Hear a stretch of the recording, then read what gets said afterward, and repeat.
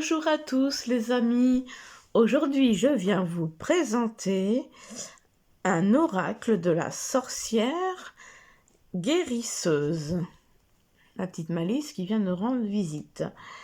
Alors, il est de Artémise Rose, illustration de Stéphanie Gras.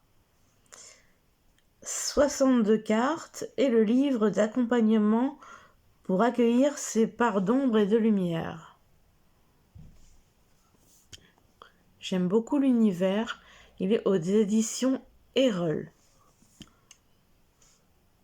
Franchement, il est sympa.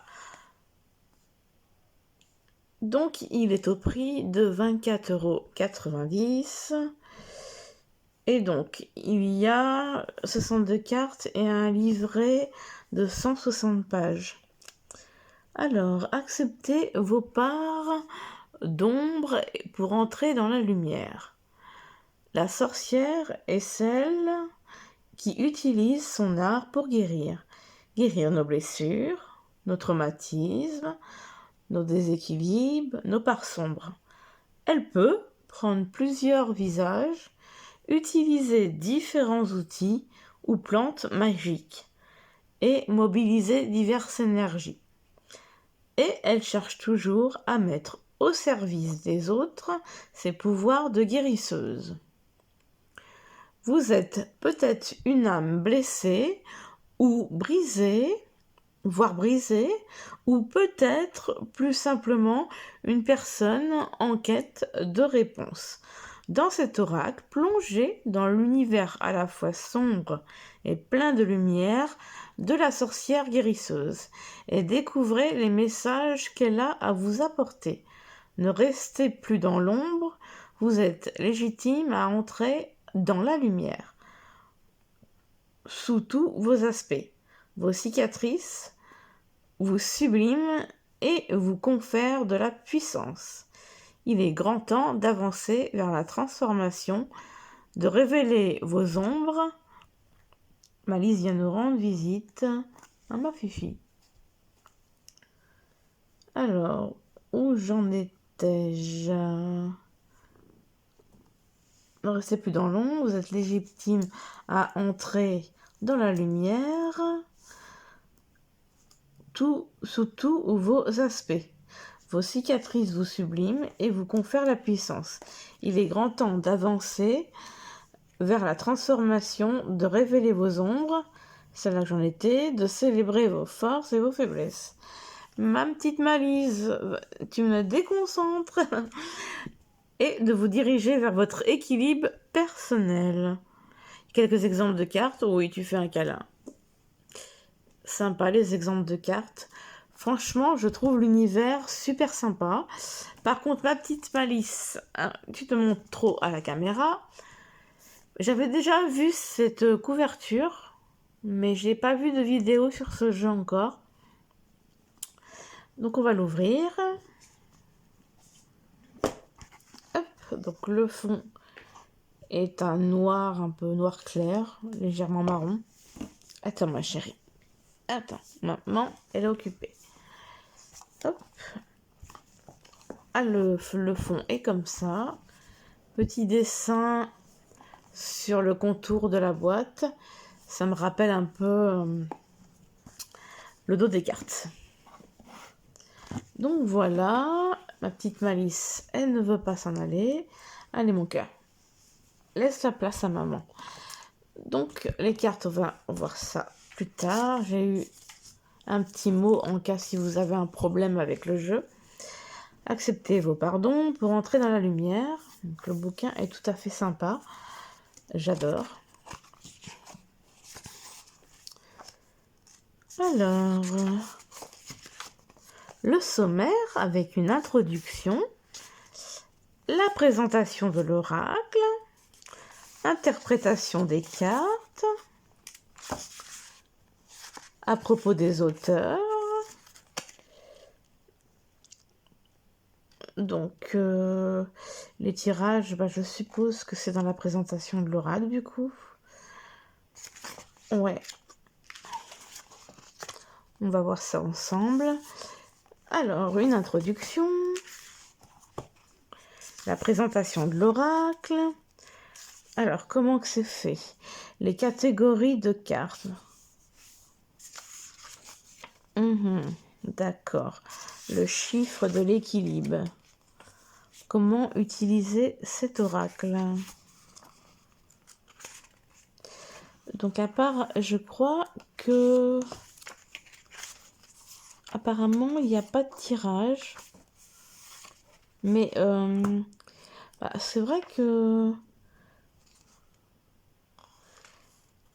Stéphanie Gras a aussi fait les illustrations de l'oracle d'Amaham. C'est un oracle qui est très beau d'ailleurs, mais il n'y a pas de tirage. Et là, c'est peut-être un peu pareil. On va quand même lire ça. Vous constaterez très rapidement que nous ne vous proposons pas de modèle ou convention de tirage. En effet, cet oracle est désormais le vôtre et vous devez cheminer ensemble de la manière qui résonnera le plus en vous. Si vous souhaitez un message pour la journée, vous pouvez tout à fait tirer une carte. De même pour répondre à une préoccupation précise. Mais vous pouvez créer vos propres tirages et conventions avec le nombre de cartes qui vous plaira d'y placer. Si vous êtes une habituée de la cartomancie et des oracles, vous devriez aisément trouver l'inspiration nécessaire. Il n'y a pas qu'une seule façon de faire et la seule qui est bonne, c'est celle que vous déciderez de mettre en place. Moi, je trouve ça me gêne pas en fait qu'il n'ait pas de tirage parce que moi j'aime bien faire les cartes du jour. Moi, je fais même plusieurs cartes par jour, c'est mon petit truc à moi. Après, le tirage, vous pouvez prendre des exemples sur d'autres oracles. Il y a aussi le tirage classique, passé, présent, futur. Voilà quoi. Ou esprit, corps, âme. Donc ils disent, vous pouvez aussi diviser les cartes selon les différentes catégories pour recevoir des messages placés sous des énergies différentes. Exemple, si je tire une carte contemplation, sur quoi dois-je vraiment me pencher? De quoi m'inspirer? Mais pour y faire face, je peux ajouter une carte miroir dont le message viendra me percuter plus directement, y ajouter une carte sabbat pour l'énergie particulière de cette période. D'accord.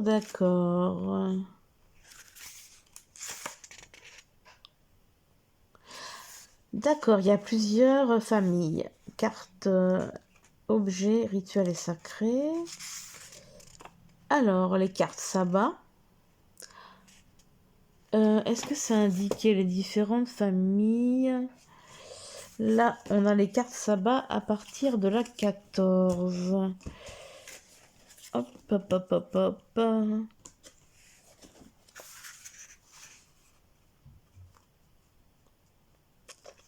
Non, c'est pas forcément marqué. Mais enfin bon... Ah, il y a peut-être...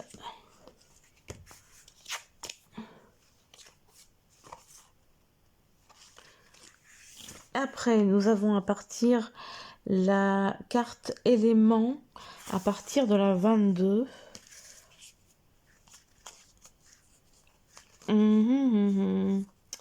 Du coup, je spoil un petit peu, je montre les cartes. Il y a les signes des éléments, du coup. Après, il y a la plante magique à partir de la 26. Ouais, en fait, on repère les familles par rapport au graphisme. Alors, où j'en étais dans comment utiliser cet oracle. Donc, je vous ai lu les deux résumés. Et le troisième, si vous débutez en cartomancie, vous pouvez essayer un tirage très classique à 3 cartes. Comme je vous disais, par exemple, sur une situation donnée. La première carte incarnera les points forts, la deuxième les points faibles, et la troisième sera le conseil. Mais cela n'est qu'une proposition, ne vous restreignez pas. Cheminez avec votre oracle, faites-en une extension de vous-même et vibrez ensemble. Alors, l'interprétation des cartes. Donc, carte, objet et sacré, qui commence par Atame. Donc là, il y a une citation, une explication, des mots-clés. Et comme ça pour toutes les cartes. Bon, il est en noir et blanc, mais ma foi, c'est pas trop gênant. Quand on voit la beauté des cartes, non, vraiment, c'est sympa. Donc, voilou. Et donc, voilà. Et puis à la fin, le fameux petit mot de l'auteur et de l'illustratrice, Stéphanie Gras, qui fait vraiment des choses géniales. Donc, on va passer aux cartes.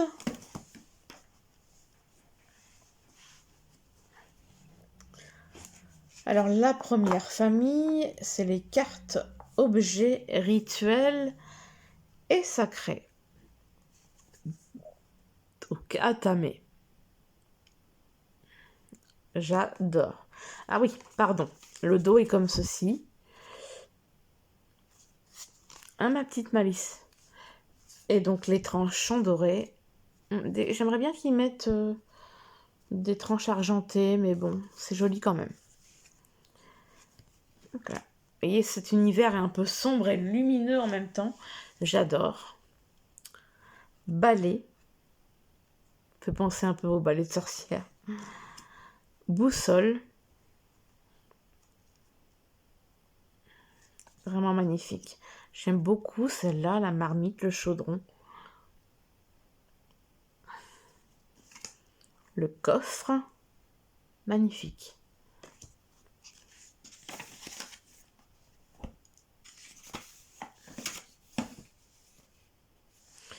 Les cristaux. Enfin, cristaux.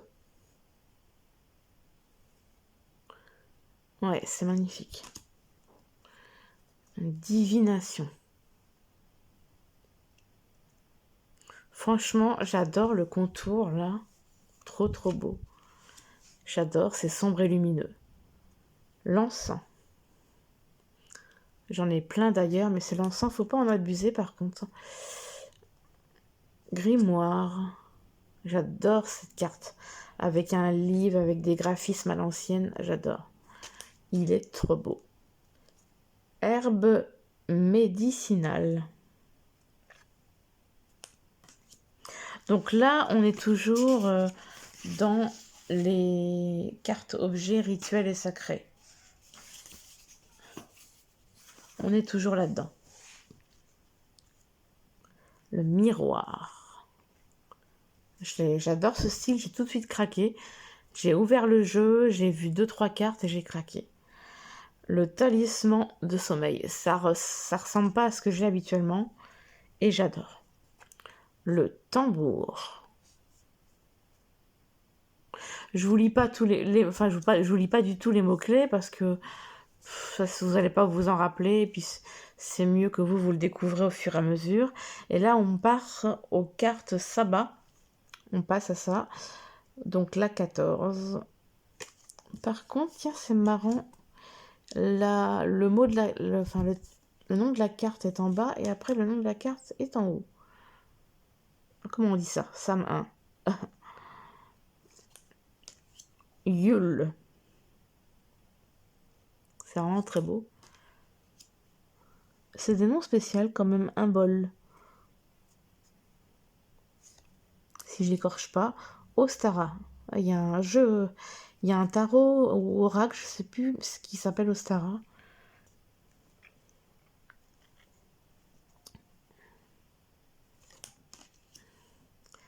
Béthane. Magnifique. Été, lumière, abondance. Vraiment magnifique. J'ai eu un coup de cœur, mais vraiment. La 20. Lugnasad. Si je prononce bien. Ensuite, nous passons... Non, c'est pas encore. J'allais vous dire qu'on passe à l'autre famille, mais non, c'est à partir de la 22. 21, Mabon. Et là, on passe aux cartes éléments qui commencent par l'air, l'eau, le feu, la terre. Hop là. Et là, on passe aux cartes plantes magiques. Là, en fait, on reconnaît la famille par rapport au graphisme. armoise, basilic, belladone. Elles sont vraiment belles. Les chrysanthèmes, lavande, mandragore, ortie, romarin. Malice regarde attentivement ce qui se passe. Rose, sauge. Et là, on passe aux cartes contemplation. Là, on part encore dans un autre style. La danse, la douleur. C'est à la fois, j'ai envie de dire, gothique, sombre, mais à la fois, les dessins sont très travaillés, il y a beaucoup de détails, les cartes sont grandes, en fait, je ne vous ai pas dit, c'est plus grand qu'une carte tarot. Donc ouais, vraiment très très beau ce jeu. Femme au cœur secret.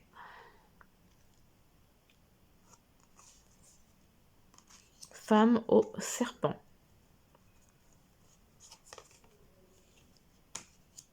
Femme au corbeau. Oh, j'adore. Femme aux deux renards. Femme au papillon de nuit. Il y en a vraiment beaucoup. Femme des bois. Ah ouais, c'est marrant, les écritures sont en bas, puis hop, après ça reprend en haut. Magie des arbres. Magie des planètes. Relation. Retraite spirituelle. Triple lune. Voyage cosmique. Et ensuite, on passe carte en miroir. Et on commence par Brigide.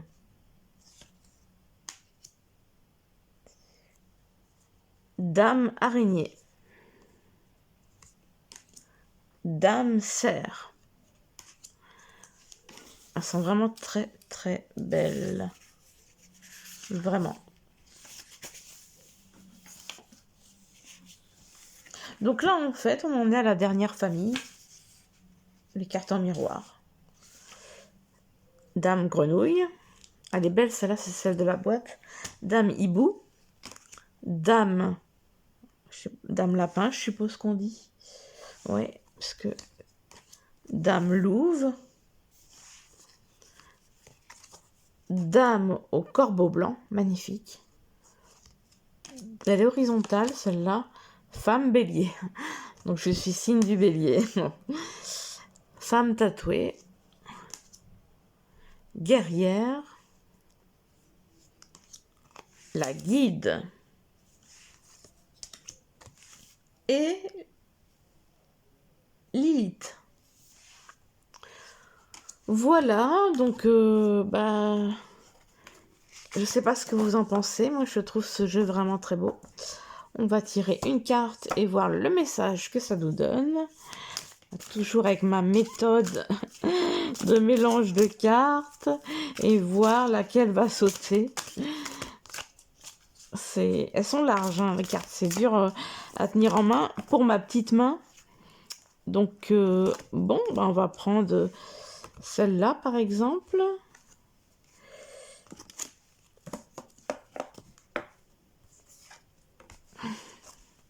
La carte des éléments du feu. Voilà. Donc, on va voir le message dans le livre.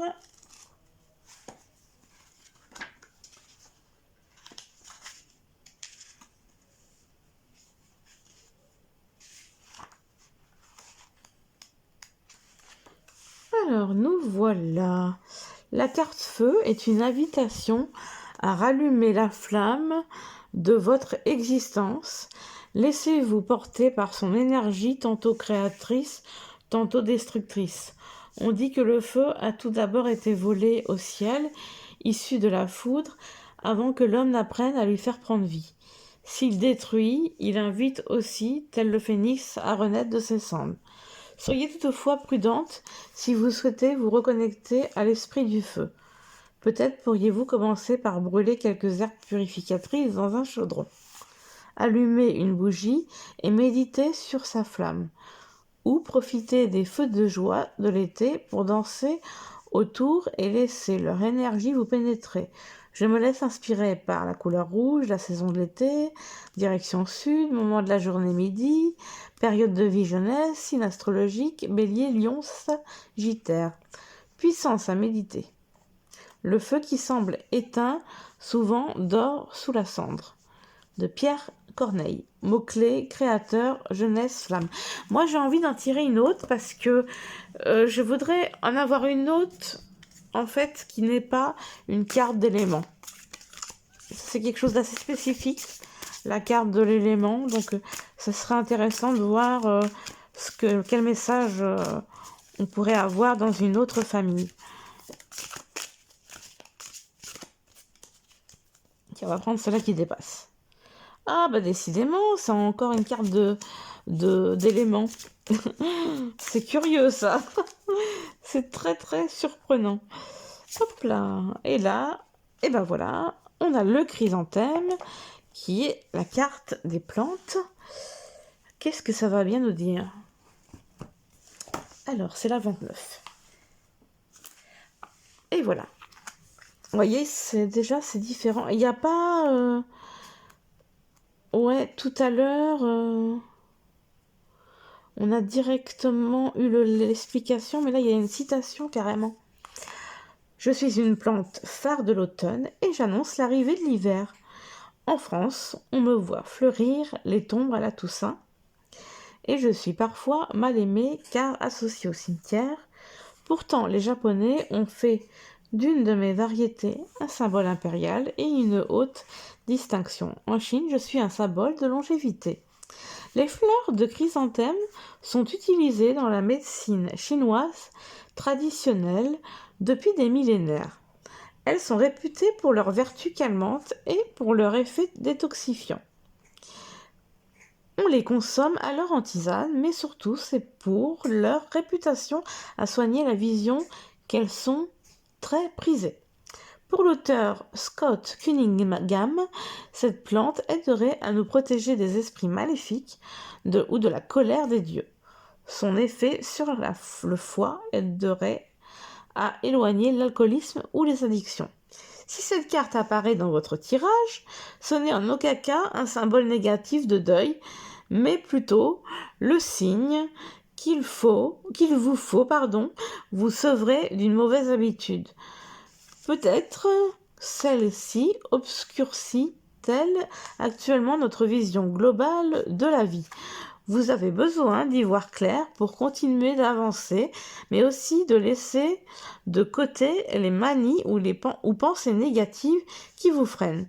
Souvenez-vous que le chrysanthème dans notre pays fleurit alors que tout meurt autour de lui dans la nature. Par conséquent, c'est un véritable symbole d'espoir. La lumière est proche, seulement obscurcie par des schémas devenus obsolètes. Pensée florale, c'est joliment dit. Nous emprunterons au poète Honoré Armand la pensée du chrysanthème que vous pouvez vous répéter comme un mantra. N'es-tu pas, par ta grâce et par ta modestie, la fleur qui plaît aux yeux parmi toutes les fleurs, puisqu'au sein de la mort tu fais briller la vie, comme un rayon d'espoir brille au sein des douleurs. Mots-clés, mauvaise habitude, protection, espoir. Je suis bien contente de vous avoir lu l'interprétation d'une carte qui n'est pas forcément une carte d'éléments.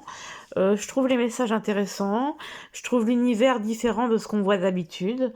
Pour moi qui ai un peu un esprit gothique et à la fois lumineux, vraiment il a beaucoup de style ce jeu, moi j'aime beaucoup. Et il n'y a pas de tirage, mais ça c'est pas gênant. Je trouve qu'on peut vraiment les créer soi-même. Donc ouais, non. Dans les tout débuts que j'ai commencé à acheter des jeux, je prenais pas en général les jeux où il n'y avait pas plusieurs tirages.